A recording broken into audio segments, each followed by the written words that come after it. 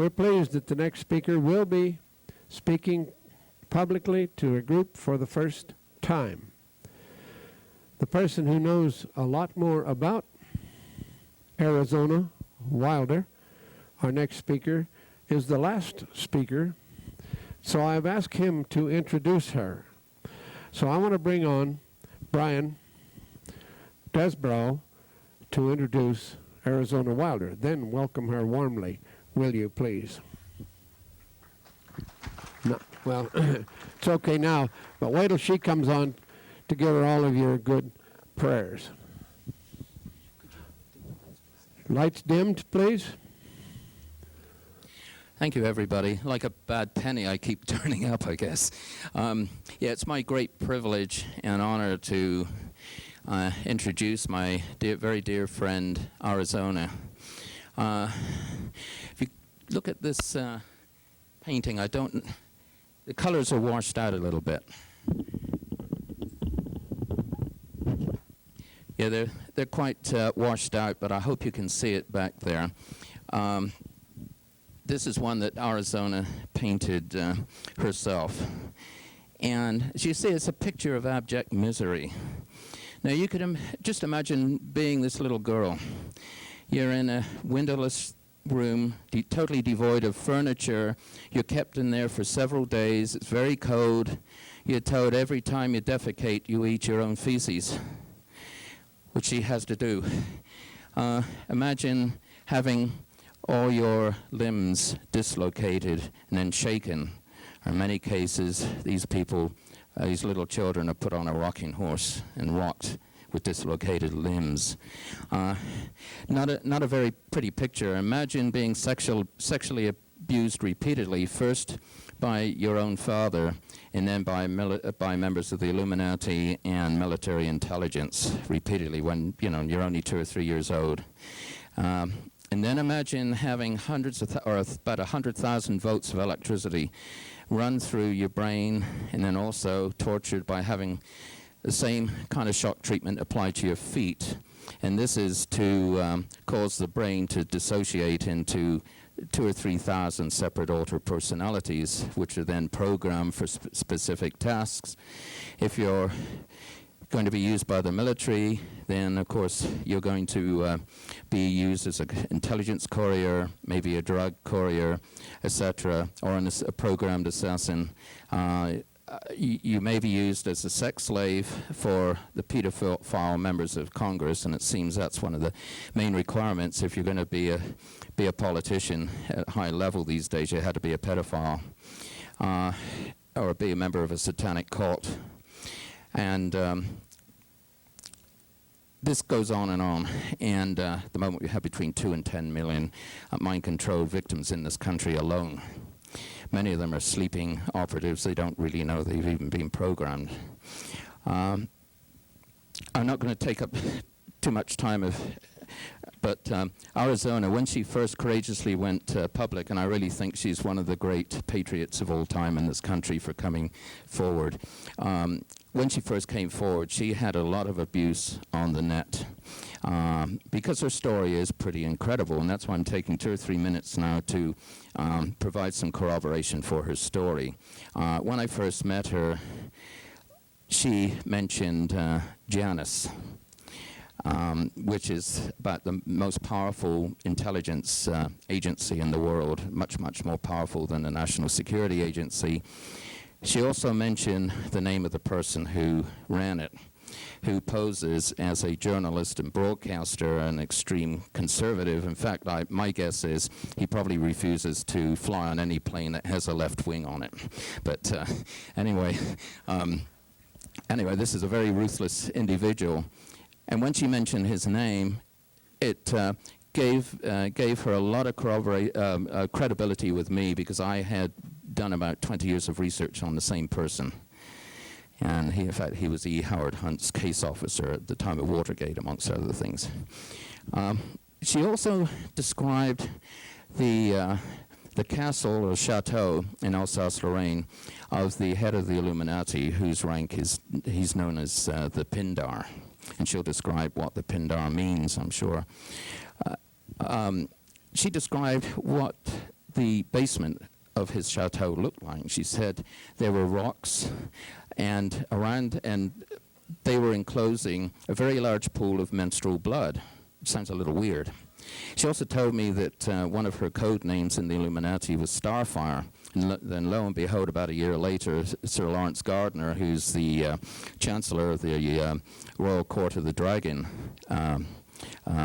Dracula used to be a member of the Royal Court of the Dragon. But anyway, he wrote an article in Nexus describing and more or less being a proponent of the drinking of menstrual blood, and he referred to it as Starfire, which again gave Arizona a lot of credibility. But the interesting thing, and then I talked to Cisco about the same thing, and she said, yeah, she gave me a totally similar description and said, yeah, the rocks actually give off a green phosphorescence, which seems to irradiate the menstrual blood and turn it black. But the interesting thing that, in particular, that Arizona intrigued me with, she said, down in the basement of the Pindar's castle, they had these little reptilian creatures they kept as pets. And I asked her, what do they look like? And, she said they're about 3 or 4 feet in length, and they have these little dorsal spines all the way down their back. And that sounds pretty, far out.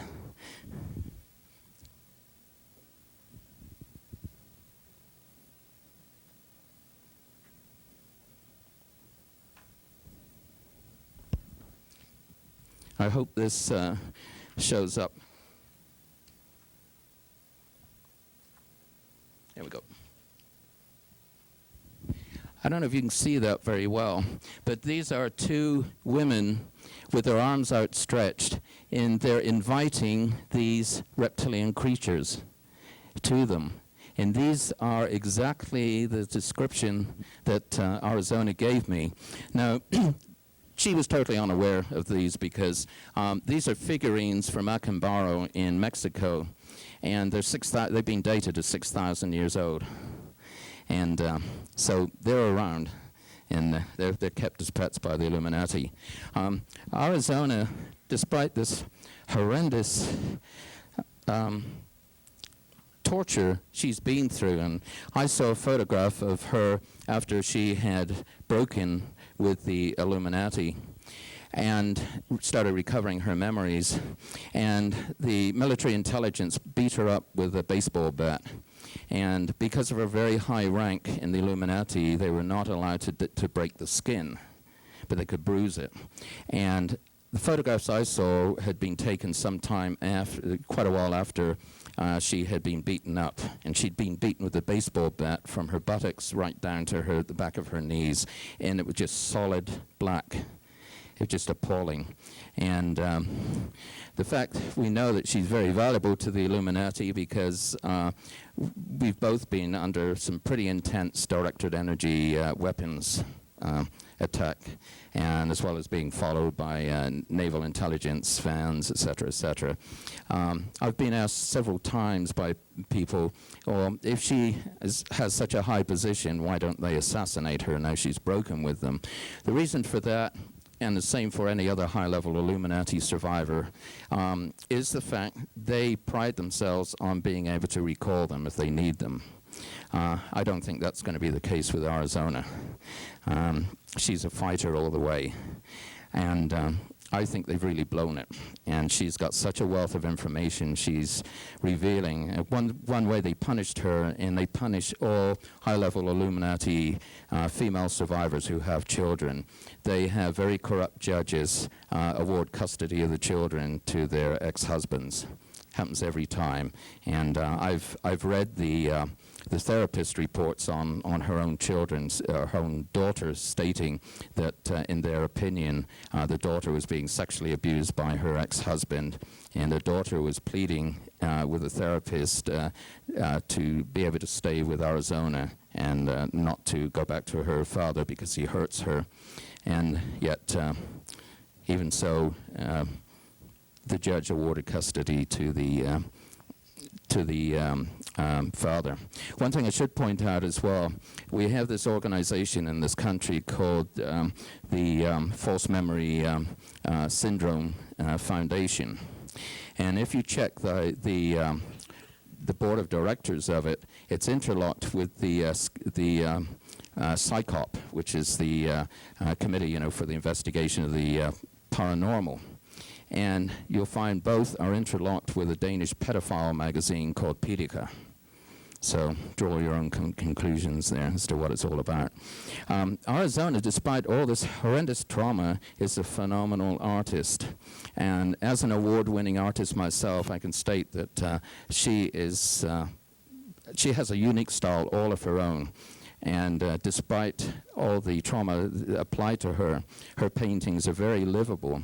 And if any of you are art collectors, I think her paintings are going to be very, very valuable collector's items in the future. She's already had one showing on Rodeo Drive, and she'll be showing, I think, a video where she was being interviewed on PBS, and some of her artwork was shown. Yeah, she painted that first one. Here are a few more. Yeah, these colors on the originals are very much more vivid, but it's a very unique style and has tremendous motion in it. That's one of them.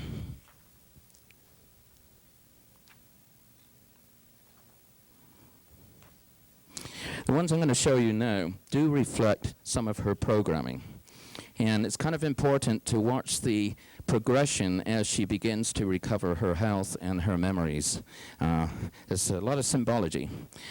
Notice the red chairs. And I think these symbolize, red and black are the two key Illuminati colors, although they love green as a satanic color as well as black. And I think these symbolize, the bars on the chairs probably symbolize her Illuminati prison. Notice also the sacrificial knife, the athame. Incidentally, all Wicca stems from a tribe of Bedouin called the Anissa. It doesn't ignore all that misinformation from the Gardnerian crew. The knife, the athame, that comes from a Bedouin word called adhame, meaning a sacrificial knife, and also a coven. That comes from kafan, which is the cloak the Anissa tribe used at their rituals.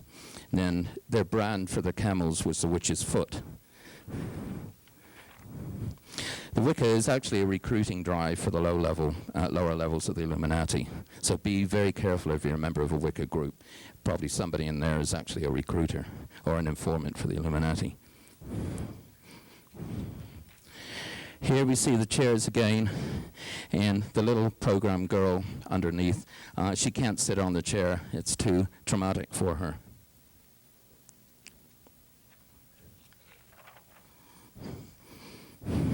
This is a beautiful piece. Most of these are quite large paintings. Some of them are about 4 feet high.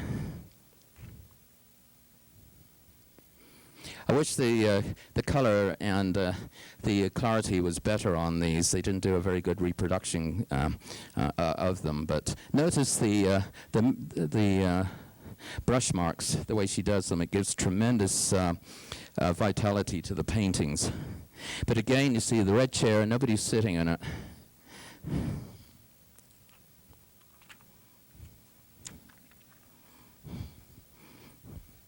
I'll get one more after this I'll show you.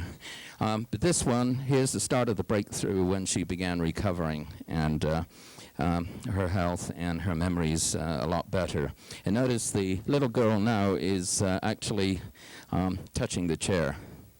And this one, when you see this in person, it's a fabulous painting.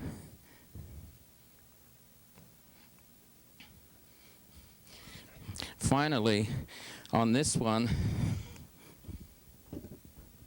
the red chair again. And these span several years.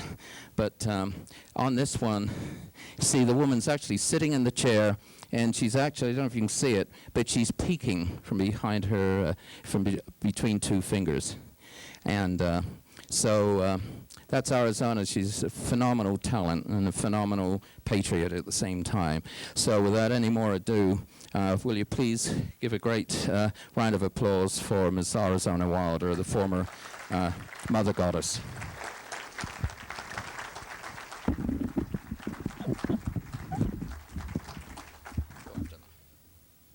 Thank you, Brian. Can everyone hear me? No? Okay. Now, can everybody hear me? Okay. I don't have that loud of a voice because what I did for the Illuminati didn't require me to have a loud voice.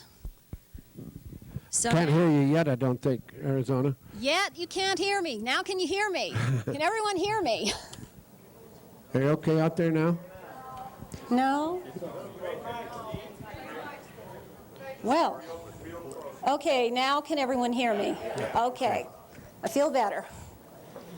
I want to thank Dean Stonier for having me here and having me speak. This is the first time that I've spoken publicly, and I think this is a good place for me to speak publicly because all of you are concerned about what is happening on the planet.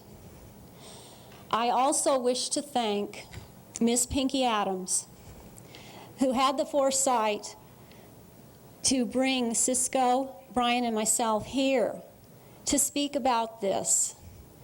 And she's given me so much support and just really helped me along with all of this. And I'm really upset right now that things are being said about her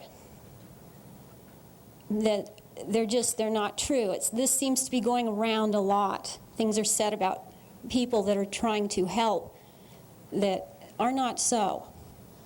And I appreciate Pinky very much for what she's doing for me. Okay. I thought for a long time about how should I start, where should I go with this, because every place that I could think of to start, I would go a lot of different places with it. And I have put down kind of a line here for me to follow. I am the oldest of 4 girls. My mother is my biological mother, but my father is not my biological father. I always felt as a child that something was wrong, but I couldn't question too much because I was too programmed. I was too controlled to even do more than wonder about things.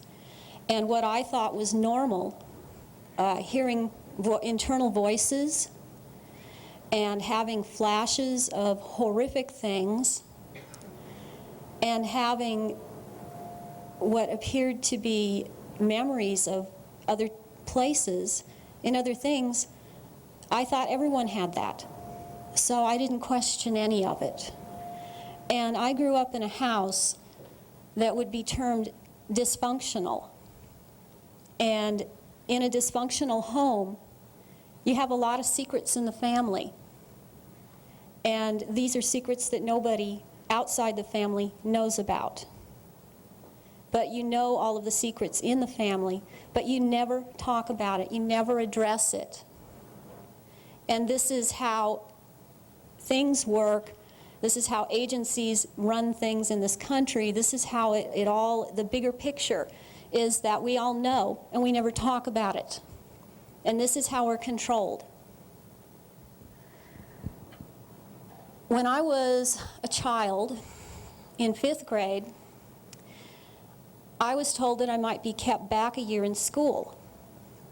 And I was very upset and I was crying and I kept saying, what did I do wrong? What did I do wrong? Because I viewed this as punishment. And I was told that there were some problems with me. My parents had me see a special doctor who I have since found out was a programmer. And this was all on the mundane surface of things. What I'm telling you now is how I saw things in a mundane sense. That is my everyday life that I appeared to have. This programmer did what he needed to do for me to look like I was doing all right in school. I was not doing all right in school in that I was obviously lapsing in time. I couldn't keep up appearances, and I needed to keep up appearances. I needed to look like a healthy child, and it was really breaking in on me because of what they put me through. So I ended up on stelazine when I was 10 years old. And after 6 months on stelazine, I don't remember anything of that time period. The only reason that I remembered at all anything is because I was reminded when I was 28 that I had been put on stelazine. When I was 19 years old, I had a nervous breakdown and I was hospitalized. I was in a psychiatric unit for 5 weeks. And when I came out, I didn't know why I had ever been there. I couldn't figure out what was wrong with me. My family couldn't figure out what was wrong with me. They're programmed too. And the reason that I'm telling you about this is that all of this started over for me again in 1989. And one of the things about being a survivor of this stuff is that when you start to recover memories, you think you're going to lose your mind. And that's why you're multiple in the first place, is that keeps you sane. And when you end up going through the psychiatric plan, you end up in and out of hospitals or in therapy, and you lose your credibility. And I'm bringing it out because it doesn't make me any less credible because I went through this. I started having flashes that wouldn't stop in late 1988. At the time, I didn't know why. Now I know why. Joseph Mengele was my programmer, and he died in that time period. And when he died, there wasn't anyone to take his place. I was programmed to be loyal to him. There was no more programming. I know who tried after that, but I don't have the same loyalty. In fact, right now, I have a lot of trouble having loyalty to them, and I don't, because I have nothing left, and I'm not telling you this as someone who is weak and I should be pitied, because I don't feel sorry for myself. I had to go there, to be here, to talk to you today, and that's what my life's about. In 1989, I went in the hospital in January, and I started having memories and flashbacks. And I did have sodium amytal interviews. I thought a lot about talking about this or not, but I have decided that I will talk about it. All they did was have me talk about something I didn't want to talk about. And I did talk about it, and I thought that I was going nuts. My first memories were about my father, and part of the programming is having your father sexually abuse you if you're a girl. Parents are usually involved in that way. My parents today live out of state. They moved as soon as this started coming out. They are very sad. I was very angry at them, and I thought that they knew. They don't know. They're very programmed. My husband at the time, my marriage was a setup, my husband started threatening me with divorce when all of this happened. And still I went on to recover memories. I just couldn't stop. My husband filed for divorce. He told me that maybe if I stopped going after this stuff, he wouldn't divorce me. But so I kept on. And between having flashbacks and feeling suicidal, and then having my family not understanding and just really going after me, because the family's usually programmed as a unit. One person might be highly involved, and the rest of them are either programmed not to have a clue or programmed to set you off. So they came after me. And I started to realize I was being picked up. And the people who were picking me up were agencies that had worked for the Illuminati. This would be Naval Intelligence. This would be NSA. It would be CIA. So I would wake up in the morning in a different room, in different clothes, and the front door was open. I had phone calls that seemingly made no sense, yet they were triggers. There were sounds, sounded like sonar sub. There were musical notes that there were beeps, but musical notes. These were not fax numbers that were somebody was playing on the phone. And there would be people set up to try and trigger me. I was set up to be around daughters, 3 women in particular, who were daughters of the Council of 13 in Southern California. And I ended up being around them. And we triggered each other. And that's how they will work it with survivors.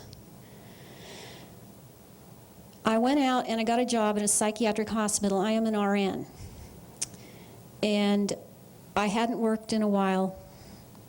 I went out and got a job in psychiatric nursing. I was a charge nurse. And when I started working, I don't know how I did it, because I would go to therapy, deal with the memories, have massage therapy, and just be exhausted, and I go to work. And I tried to take care of my kids. So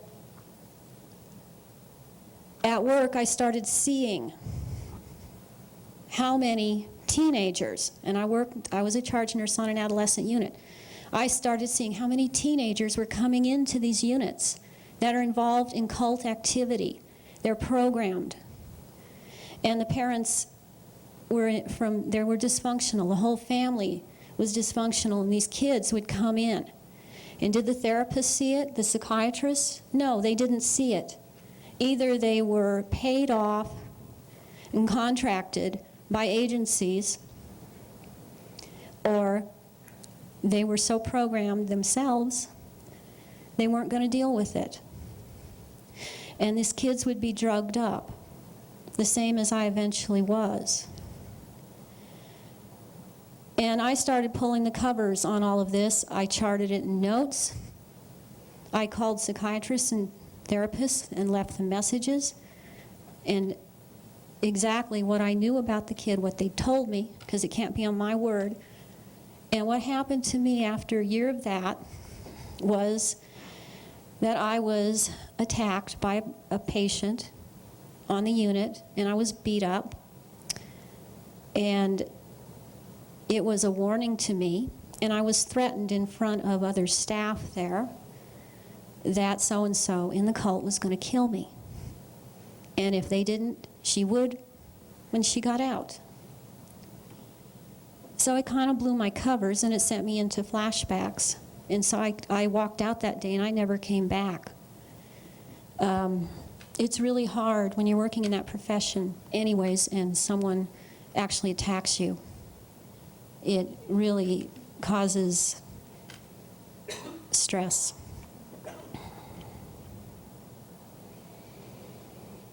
There were other survivors that I was around in that time period that were also going through the system the way that I was, because they had nowhere else to turn. And the other survivors, some that I ran into, said after a time, one person in particular said, I can't be around you anymore. My therapist says that I'm not to be around you. Every time that I'm around you, some men come and pick me up after, and they question me about every single thing that you say. And I'm afraid of you. I don't know who you are, but you're somebody. And I don't want to be around you anymore. This was happening to me a lot. And I kept wondering what that was all about at the time. And about that time period, my daughter started to tell me, in the ways that a child will, that something wasn't right with her. And I watched her trying to insert foreign objects in her vagina, and she was 4. And I watched her masturbate herself, which you would think was normal activity for a child that age. They're going to try that. But she did it in front of males. She spread her legs wide. She acted coy. And then I saw some of the pictures that had been taken. I didn't have physical custody of my children. And I saw pictures that were taken, her being dressed up in costumes and posed. And she looked like Jean Benet. So I took her to see a therapist. Now, the first therapist that I took her to, I had seen. His name was Dr. Daniel Sheely. And he was doing a government study, or a study on government mind control survivors, I should say, with Colin Ross. And they were looking for mind control survivors. And in his portion of the study, he had 212 people participating. I was number 196. We were so identified to provide for privacy. The files were all kept in a double-locked file in a safe in the office.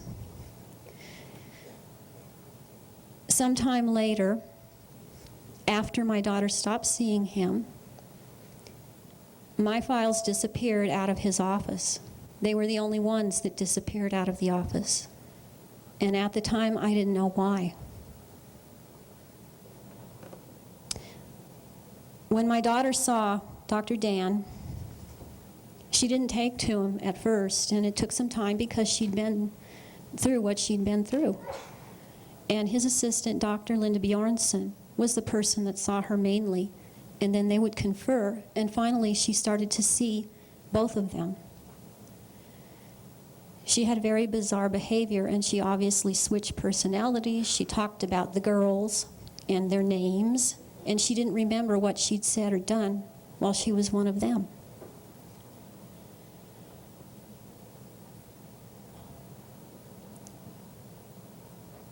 At one point, Dr. Dan said that he would see her. They tried to file with CPS. CPS, in that first time they tried to file, would not take the report.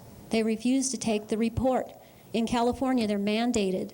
People are mandated when a child appears to be abused, that they have to file. I have to file if I hear of it in my work. CPS is supposed to take the reports. They didn't. The second time, they filed with CPS anyways. CPS tried not to take the report. At some point after that, Dr. Dan decided that he couldn't see my daughter anymore. I didn't know why then. And a few months after that, I heard he was going to close his practice down and semi-retire. What happened is that he ended up in a mental hospital for 2 weeks. This man who had no history of any problem whatsoever. And when he came out, they said that he hung himself in the garage. I have the coroner's report. He did not die of anything, according to the coroner's report. Furthermore, that's when the files disappeared in his office. And I should add at this point that it was very unique to see Brooks Brothers suited men outside of the office at various times when I would come, and I'm sure they were there for other people there also. And it was unique to be followed down the freeway by a black helicopter, and that's the only time that's ever happened to me.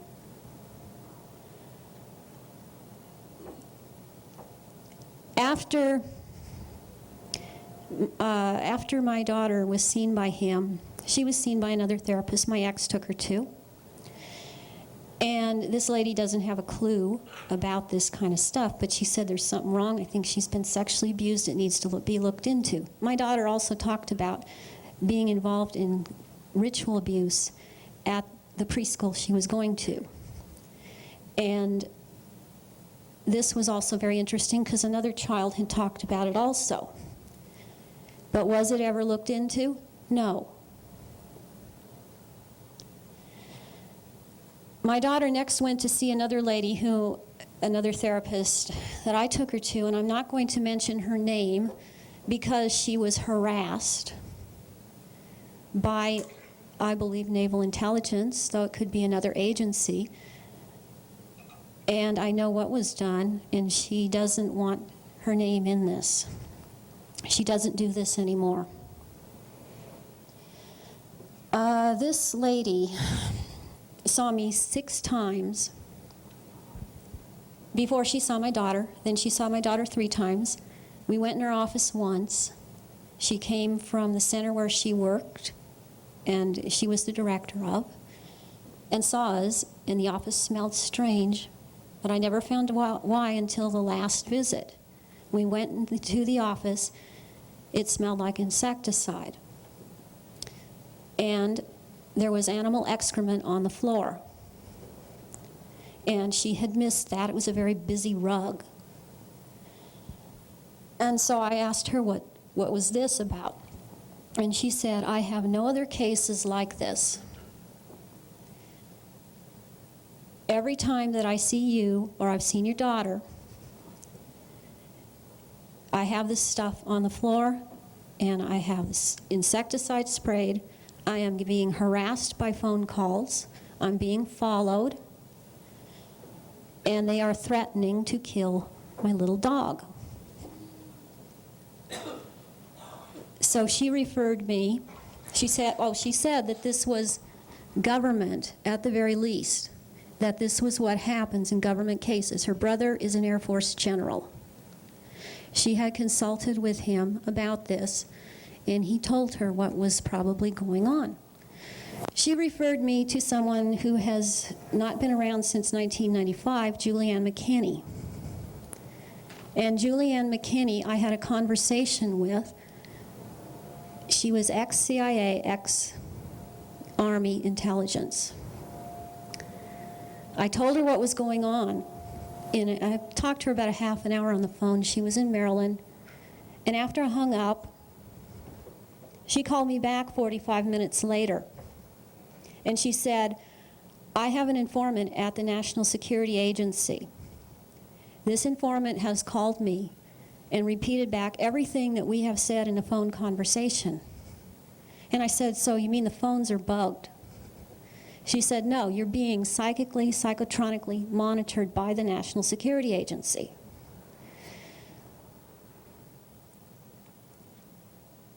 At the time,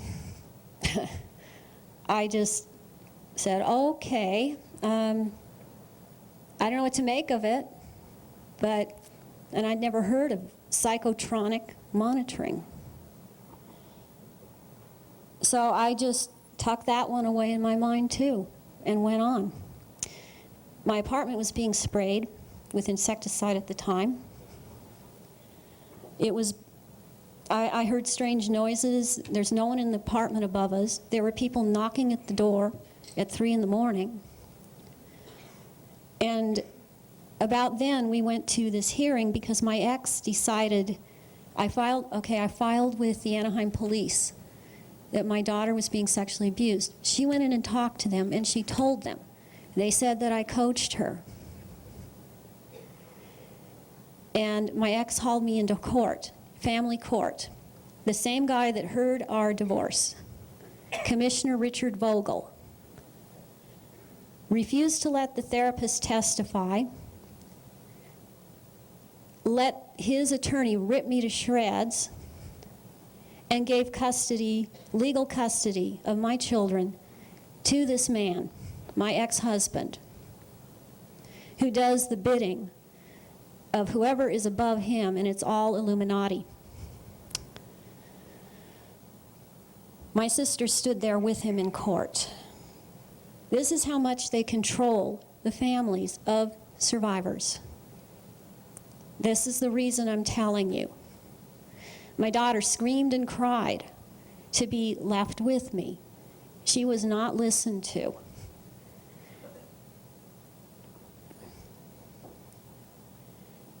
The Anaheim police and any police department are involved in all of this. Child Protective Services is involved. This is what is happening to children. This is why it's perpetuated. The court systems are involved. I don't say that all of the court, everyone in it is involved, but they are involved. The attorney, my ex's attorney, I was shown a video of him and 3 other people that appeared in that courtroom, and nobody knew who they were. They murdered Daniel Shealy. They hung him after they did what they did with him. I went into court with all of this. I haven't seen my daughter since she was 6.5 years old. She's now 13. My son doesn't really want anything to do with me, and I'm angry about it, but it's not going to stop me. I don't feel like a victim, and I hope that I'm not sounding like one. I want whoever might hear this tape or hear me to know that someday my children are going to do the same thing that I have done. And they're going to blow your covers. It came back to me.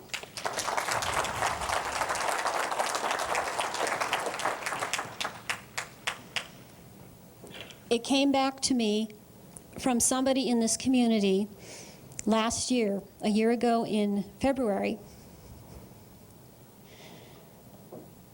He had been at a congressional hearing in Washington, D.C. on space technology.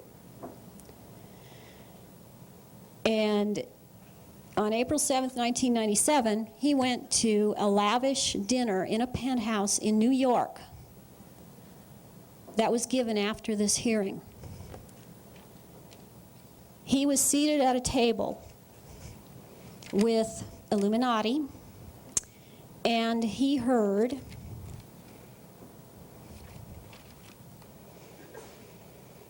Sharon Rockefeller talking to Ann Getty and Dianne Feinstein and a female Vanderbilt that I have yet to find out who that is. Sharon Rockefeller was telling the others they were having trouble with that Arizona Wilder woman again. You know, the one they had to take her kids away from her. I'm telling you this because I want you to know how far-reaching this is, how much they control. And they start with children. This is where they start. And I haven't even got into the things that Cisco's spoken about, the programming. I'm telling you that in our society, all of these agencies that they tell you are there to protect your rights and serve you. In fact, they do not protect your rights and they don't serve you. We serve them. The system is designed to perpetuate itself.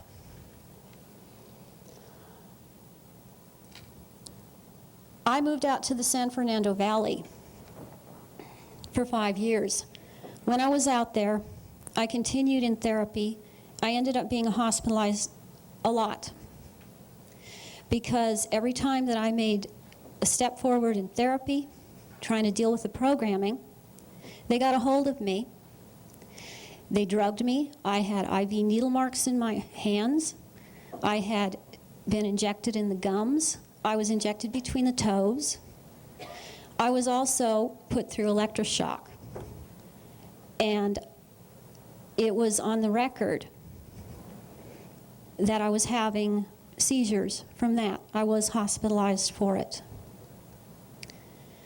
There is a house in the San Fernando Valley, and I'm sure there are houses everywhere like this. They're not really houses. They're being used to work people over, to keep them programmed, to keep them from getting recovered. And this is going on all over. I was openly followed by naval intelligence. The vans that were being used were G41s. I was openly harassed. All it did was make me angrier. And that's why I'm here today. I'm angry.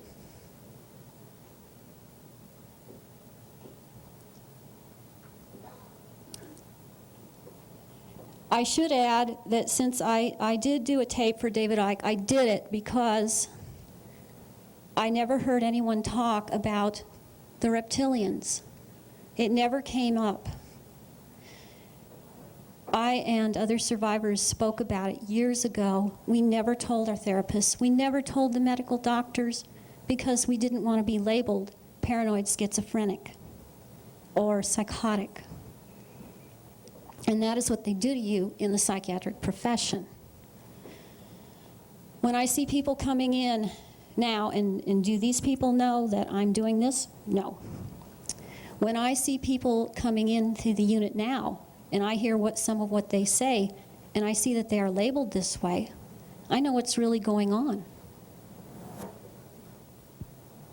So the profession simply keeps in place everything else, all the lies. So all I want to say, I guess at the end of this, is that I want you all to know that what I've been through is it's just part and parcel of what all the survivors go through. I know people today that haven't been able to deal with it so well, and they're really messed up. This has destroyed them. This has really ruined them, and they have no support. None of these people have any support. They're very lucky if they do. The families fall apart. The families aren't there for them. They aren't there for themselves. And the system runs over these people. And they are a wealth of information. They could blow the whole thing. So I'm just really thankful that I'm able to be here and able to talk about this. And able to tell you I'm so glad and I'm honored that you are here to listen to me.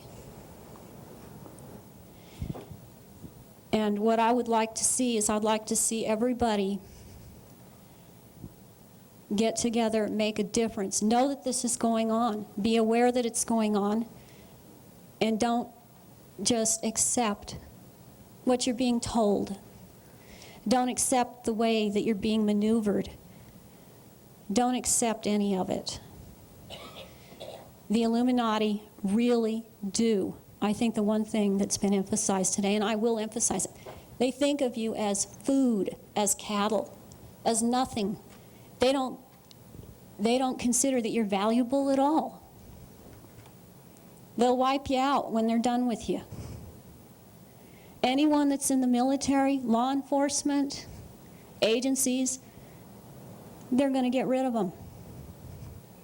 That's what they will do. It's like the Russian purge. As soon as that was done, they killed everybody and they started over. And that's what they'll do. And they will do this to all of us. I don't believe in violence, but I don't believe that love and passivity are going to solve what's going on here. That isn't the answer here, and I don't think that's what real love is anyways. So that is what I have to say today, and thank you very much.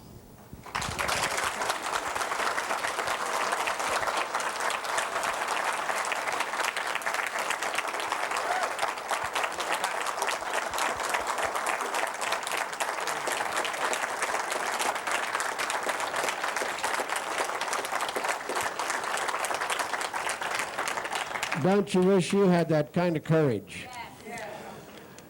Now, as you go out to lunch, remember there's no law that we have against buying lunch for a speaker if you'd like to talk to them a little bit more. Also tonight, of course, Arizona can get much more into things and answer questions for you. Now remember, you're supposed to meet at least one new person today. Get acquainted. If you run off with your own clique, then to heck with you. But thanks so much, Arizona, for revealing a part of what has happened. Wasn't that something? Okay. Thank you so much.